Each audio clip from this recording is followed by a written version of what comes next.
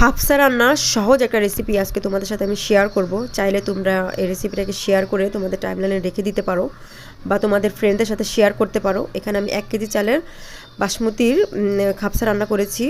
তো এখানে আমি 3টা পেঁয়াজকে 1 কাপ তেলের মধ্যে ভেজে, এখানে আর তেল দিব না, এই তেলের মধ্যে আমি রান্না করব। আর এখানে সব আস্ত মশলাগুলো দিয়েছি, গরম মশলা, সাথে জয়ফল, জয়ত্রী আর হচ্ছে স্টার মশলাটা দিব। আর যে বাটা মশলাটা দিয়েছি এখানে ছিল হচ্ছে আদা রসুন বাটা, জিরা বাটা আর হচ্ছে গোলমরিচের বাটাটা ছিল, আর 2 চা চামচ ধনিয়া গুঁড়া, 1 চা চামচ লাল মরিচের গুঁড়া আর 2টা টমেটো দিয়ে স্বাদ মতো লবণ দিয়ে মশলাটা আমি ভালো মতো কষিয়ে নিব। মশলাটা ভালো মতো কষানো হয়ে গেলে মুরগির মাংসটা কেটে রাখা দিয়ে দিব। মুরগির মাংসটা ভালো করে মশলার সাথে কষানো হয়ে গেলে এখানে পানির পরিমাপটা হবে যতটুকু চাল তো তার দ্বিগুণ। এখানে আমার এই কাপের 5 কাপ চাল নিয়েছি, তার মানে 10 কাপ পানি দিব। এর বেশি পানি দেওয়া লাগবে না, কারণ মুরগি থেকে পানিটা উঠবে।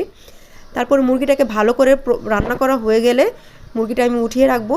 যখন দেখবে মুরগি থেকে মাংসগুলা হাড়ের থেকে আলগা আলগা হয়ে যাবে তখনই বুঝবে যে মাংসটা রান্না হয়ে গেছে। তারপরে কেটে আমার ওই পানির ভিতরে ধুয়ে রাখা চালগুলো দিয়ে দিব।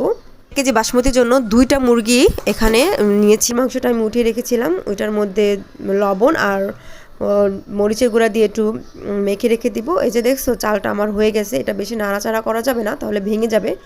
2 চা চামচ ঘি দিয়ে আমি এটা ঢেকে দিব রান্না হওয়া পর্যন্ত। এই যে এটা আমার রান্না হয়ে গেছে, এখন আমি নামিয়ে রাখবো। আর যে মুরগির মাংসটা আমি মরিচ আর লবণ দিয়ে মেখে রেখেছিলাম, সবগুলো মুরগির মাংস ভেজে আমি রান্না করা চালের উপরে দিয়ে সাথে দিয়েছিলাম হচ্ছে বাদাম আর কিশমিশ। ওই ভিডিওটা আমার নেওয়া হয়নি। তারপর দমে দিয়ে রাখতে হবে 10 মিনিট, তাহলে হয়ে যাবে মজাদার খাপসা বিরিয়ানি। তোমরা অবশ্যই ট্রাই করবে।